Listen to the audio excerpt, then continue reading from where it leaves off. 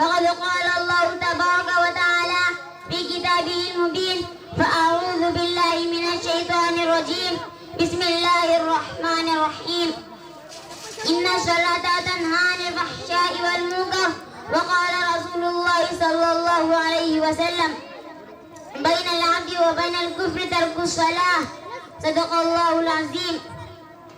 وہ سجدہ روح زمین جس سے کعب جاتی تھی، وہ سجدہ روح زمین جس سے کعب جاتی تھی، اسی کو آج درستے ہیں منبر و محراب. صدر جلسہ، مہمانان خصوصی، حضرت علماء کرام، محترم سامعین، السلام علیکم ورحمۃ اللہ وبرکاتہ. اللہ تعالیٰ کا بہت بڑا احسان ہوا کہ اللہ تعالیٰ نے ہمیں اس بابرکت مجلس میں بیٹھنے کی توفیق دی. آج میرے تقریر کا عنوان نماز ہے. دعا فرمائیے کہ اللہ تعالیٰ مجھے صحیح کہنے کی توفیق عطا فرمائے اور عمل کی توفیق عطا فرمائے، آمین. خالق السماوات والارض نے امت مسلمہ اور اپنے حبیب محسن کائنات صلی اللہ علیہ وسلم کو بے پناہ نعمتوں سے نوازا اور ہمیشہ تحفظ و سرفراز فرماتا رہا. ان نعمتوں میں سے ایک اعلیٰ وارف و تحفہ نماز کا تحفہ ہے. اس متبرک تحفے کی فضیلت روزے روشن کی طرح آیا ہے. اللہ تعالیٰ نے حج کو فرض پر نازل فرمایا، روزے کو فرض پر نازل فرمایا، زکوٰۃ کو بھی فرض پر نازل فرمایا، ایمان کو بھی فرض پر نازل فرمایا، تمام احکام کو فرض پر نازل فرمایا. لیکن جب نماز کی باری آئی تو رب کائنات نے اپنے محبوب صلی اللہ علیہ وسلم کو فرمایا کہ ہم آپ کو ایک قیمتی تحفہ دینے والے ہیں. یہ تحفہ بہت اعلیٰ ہے، یہ تحفہ بہت عارفہ ہے اور اعلیٰ وارفہ شے کو اعلیٰ ہی جگہ عطا کیا جاتا ہے. لہذا نماز کو عرش الہی پر بلا کر عطا کیا گیا. محترم دوستوں، کوئی متقی نماز سے بغیر متقی ہو نہیں سکتا، کوئی ولی نماز سے بغیر ولی نہیں ہو سکتا، کوئی قطب نماز سے بغیر قطب نہیں ہو سکتا. حضور صلی اللہ علیہ وسلم نے بھی نماز ادا کی، صحابہ اکرام نے بھی نماز کی پابندی کی، تابعین نے بھی نماز کی پابندی کی، تبع تابعین نے بھی نماز کی پابندی کی، ائمہ مجتہدین نے بھی نماز کی پابندی کی، اولیاء اکرام نے بھی نماز کی پابندی کی. کوئی بتا دو کہ کسی نبی نے نماز ترک کی ہو اور نبی بن گیا؟ کوئی ولی نماز سے بغیر ولی ہو گیا ہو؟ نماز مسائل و پریشانی کو ٹال دیتی ہے. نماز سے انسان افضل وارف ہوتا ہے. کیوں نہ ہو، نماز یہی ایسا تحفہ جس سے شیطان کا منہ کالا ہو جاتا ہے. محترم دوستوں، نمازی سے فیصلہ ہوتا ہے کون متقی، کون شقی، کون انسان، کون شیطان، کون مسلم، کون غیر مسلم. یہ امتیاز نماز سے ہی ظاہر ہوتا ہے. میں بغیر حوالے کے بات نہیں کہتا. مشکات شریف اٹھاؤ، صفحہ نمبر 58 پر دیکھو.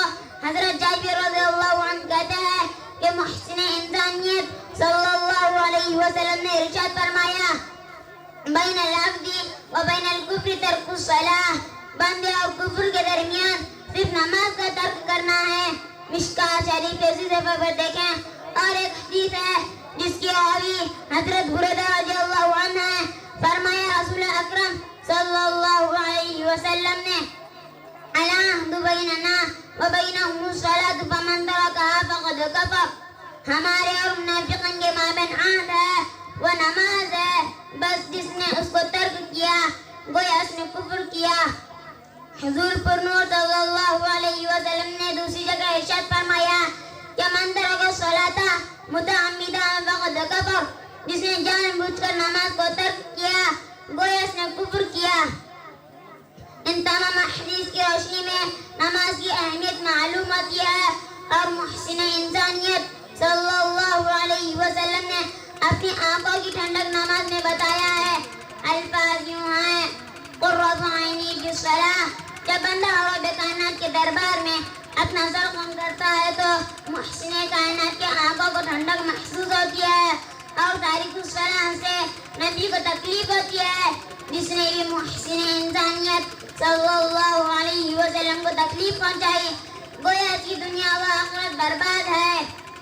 کسی شاعر نے کہا یہ ایک سجدہ جسے تو گناہ سمجھتا ہے، یہ ایک سجدہ جسے تو گناہ سمجھتا ہے، ہزار سجدوں سے دیتا ہے آدمی کو نجات. محترم دوستوں، قیامت کے دن سب سے پہلے نماز کے بارے میں سوال ہوگا۔ اس دن کسی کا کوئی نہ ہوگا، انسان خود کے پسینے میں ڈوبتے ہوں گے، ہر شے نفسی نفسی پکارے گی۔ اس وقت سب سے پہلے نماز کا سوال ہوگا۔ حضور صلی اللہ علیہ وسلم نے ارشاد فرمایا کہ اول ما يحاسب به العبد يوم القيامة الصلاة فإن صلحت صلح سائر عمله وإن فسدت فسد۔ یوم قیامت میں سب سے پہلے حقوق اللہ میں نماز کا حساب لیا جائے گا۔ اگر نماز درست نکل آئی تو تمام اعمال درست، اگر نماز درست نہ ہو اور اگر نماز خراب نکلی تو سارے اعمال بیکار ہے۔ فارسی کا شعر ہے، روز محشر کی جان گداز بود، اولین پرسش نماز بود۔ جب نماز درست ہے تو تمام اعمال قبول، حج بھی قبول ہوگا، زکات بھی قبول ہوگی، روزہ بھی قبول ہوگا اور دیگر اعمال صالحہ بھی مقبول ہوں گے۔ اور اگر نماز درست نہ ہو تو سختی کے ساتھ امتحان ہوگا۔ اللہ ہم سب کا امتحان آسانی سے فرمائے۔ محترم دوستوں، آج کے دور میں بہت خوبصورت اور عالیشان مسجد تعمیر کی جاتی ہے، لیکن اس میں اللہ کو یاد کرنے والے بہت کم نظر آتے ہیں، اس کو آباد کرنے والے بہت کم نظر آئیں گے۔ بعض جگہ تو عالیشان مسجد ویران اور قبرستان نظر آتی ہے۔ پہلے مسجد تھی کچی تو پکے تھے نمازی، پہلے مسجدیں تھی کچی تو پکے تھے نمازی، آج مسجدیں ہیں پکی تو کچے ہیں نمازی۔ نماز کی اہمیت ہر مسلمان کے دل میں ایسی ہونی چاہیے جیسے حضرت عمر فاروق رضی اللہ عنہ کے دل میں تھی۔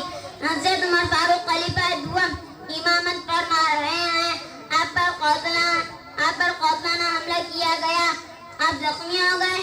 فوراً عمر فاروق نے عبد الرحمن بن عوف کا ہاتھ پکڑ کر امامت کے لیے آگے بڑھا دیا اور امت مسلمہ کو یہ سبق دیا کہ میری فکر مت کرنا، نماز کی فکر کرو، اس لیے کہ جان دی اسی کی تھی، جان دی اسی کی تھی، خوف تو یہ ہے کہ خدا نہ ہوا۔ حضرت عمر فاروق رضی اللہ عنہ کا خون بہت زیادہ بہہ چکا تھا، جس کی بنا پر خشی تعدی ہو جاتی۔ خشی کے ازالے کے بعد کسی نے عمر فاروق سے کہا کہ نماز کا وقت آ گیا۔ عمر رضی اللہ عنہ فرماتے ہیں، نعم لا خط فی الاسلام لمن لا صلاۃ لہ، نماز ضرور پڑھنی ہے، جس نے نماز نہیں پڑھی اس کا اسلام میں کوئی حصہ نہیں ہے۔ اللہ اکبر۔ حضرت عمر فاروق رضی اللہ عنہ نے ایسی حالت میں بھی نماز ادا کی اور فرمایا کہ جب میں نماز پڑھنے سے عاجز ہو گیا ہوں تو زندہ رہنے میں کوئی لطف نہیں ہے۔ اللہ تعالی ہم سب کو نماز کا پابند بنائے۔ میں اس شاعر کے ساتھ اپنی تقریر ختم کرتا ہوں۔ پڑھے نماز پنج گانا نہ کر کوئی بہانہ، پڑھے نماز پنج گانا نہ کر کوئی بہانہ، اس میں ہے تیری جنت ورنہ دوزخ ہے تیرا ٹھکانہ، وما علینا الا البلاغ۔ السلام علیکم ورحمۃ اللہ وبرکاتہ۔